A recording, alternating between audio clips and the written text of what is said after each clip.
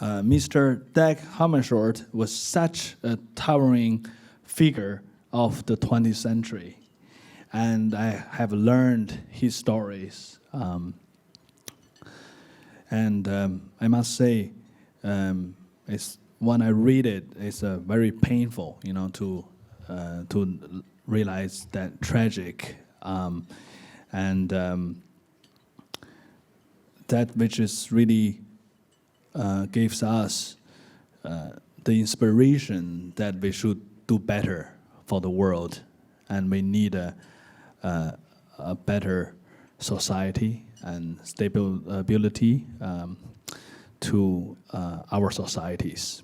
And I actually didn't know that he likes Bach that much,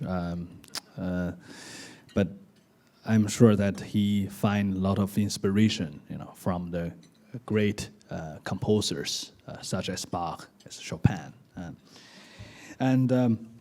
I also like to say how important for us to promote and for his foundation to promote the public awareness of the work of the United Nations on a strong and independent media. It's really, a strong and independent media is so essential in both holding government and organizations to make sure for the promise they make. I have been very fortunate to be able to share my passion for music with others.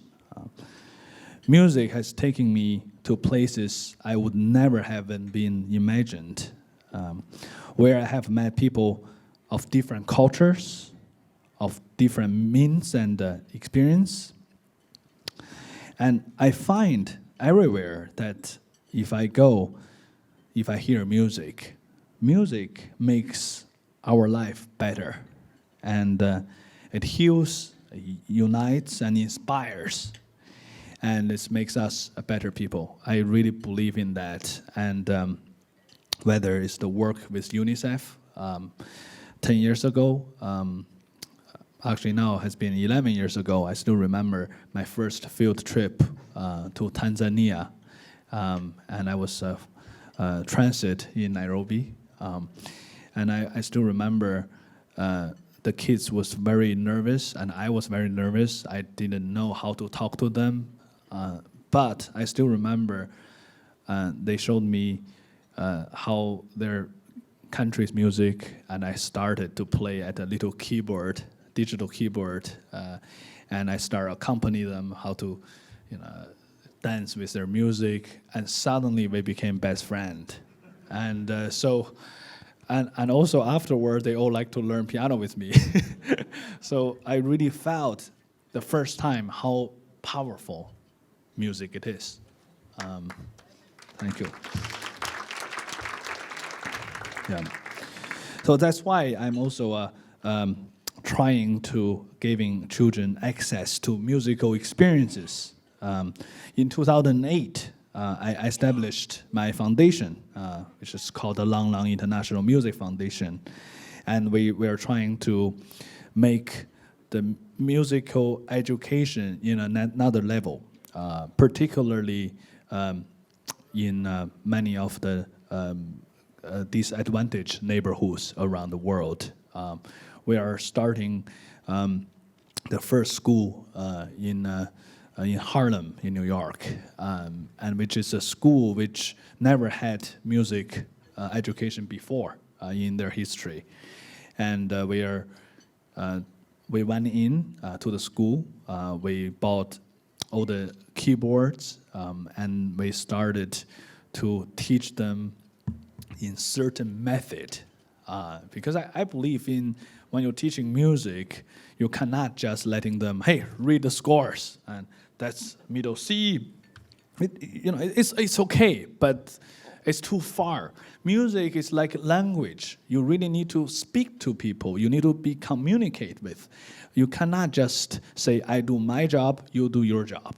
And so therefore, we created this method which everybody, when they learn the keyboard, they have a headphone, they can talk to each other, and they can listen to what the teachers are telling them. So they're more working as a team rather than individual people, and they can try it right away. And the teachers have this multiple channels, like a DJ, he can play with it. So in this way, music education is so much easier to get access.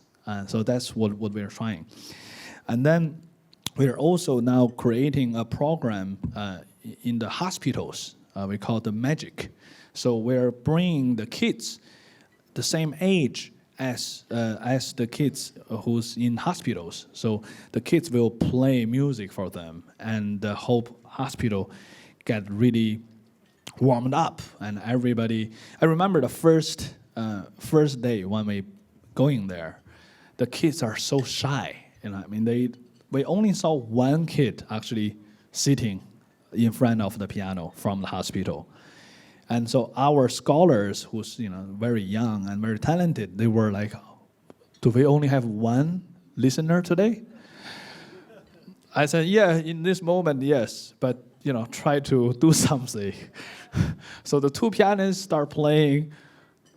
They said, "Okay, so shall we play something you know?" And the kids said, "Yeah, play something I like."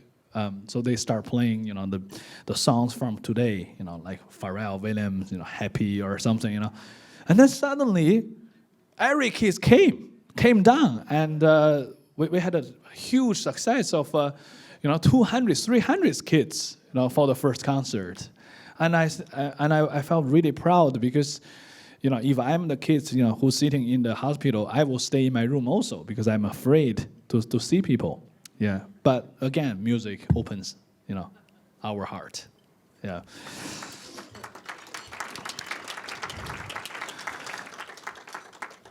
So today, I know we have many dear friends in the room, and I must say, it's almost like United Nations family gathering. Even though we all from different continent, but in the end, we are all the citizen of the world. Each of us, we are from our beautiful planet, and we are facing a lot of challenges. I know that we are also now it's the UN at the UN doing the SDG summit, and also. There are a lot of goals we are trying to achieve, and your foundation, it's incredible. It's 54 years, and I really hope I can do everything to help and to support for the future, because you really inspired me to win this inspiration award. So, I try to do something, and also.